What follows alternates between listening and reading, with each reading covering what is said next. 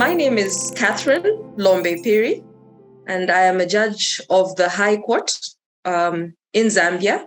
Generally speaking, on the continent, I believe participation by women and youth is on the increase. In the Zambian situation, the women and youth are very active when it comes to civil participation. There's been an increase especially on the political scene. Women are taking up more interest in issues of civil liberties and participation in elections.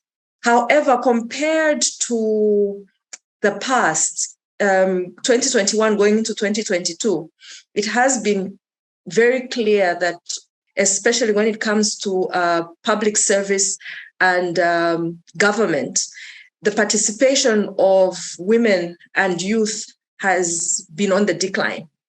This is with regard especially to political appointments and appointments in the public sector conglomerates. Before 2021, representation of women in parliament had gone up to about 50%. And this was also true with heading of public institutions. We've also seen decline in the number of cabinet ministers. There are 24 cabinet positions. And out of these 24 cabinet positions, there are only 4 women compared to the 16 that were there in the previous cabinet. So definitely there are fewer women that are in the formal sector on these appointed positions. I think the greatest impediment to women and youth participation is generally from a cultural perspective. We are still living in a very patriarchal society where the opinions of women and the youth are taken to be subordinate to those of men. The second reason could be that we still have difficulties in women and youth accessing economic empowerment. Now, we know, especially on the political scene, that the economics are everything. Campaigns are very expensive. Even fighting for your rights, legal proceedings are quite expensive. So until we reach a point where access to finance, access to economic empowerment is more or less at an equal level for women and youth and men, we will continue hitting into these walls when it comes to participation of the women and youth in issues of governance and in issues of the rule of law. In designing policy and legislation, there is a lot of background work that goes into coming up with legislation and policy. Women and youth have left these to the whims of men. It is very important that even from a participation point of view, women and youth speak up and speak up at the appropriate time.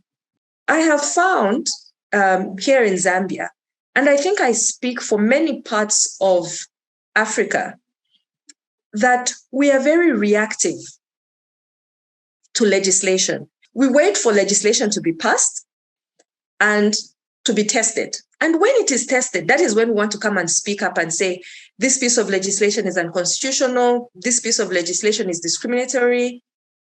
But where were we at the formative stage? A lot of this is done through informal networks. We tend to shun away from the informal networks, the informal opportunities that we have to speak up and voice our opinions. It is at that level that women and the youth must be encouraged to participate. As a continent, we must be very deliberate in designing interventions that push women and the youth to the front. Our youth sit with abundant potential. And one of the paramount reasons that they're unable to unleash this potential on the continent is that they do not have the resource. If they're given the resources that they require, I am sure we would see prolific results coming from the youth on our continent.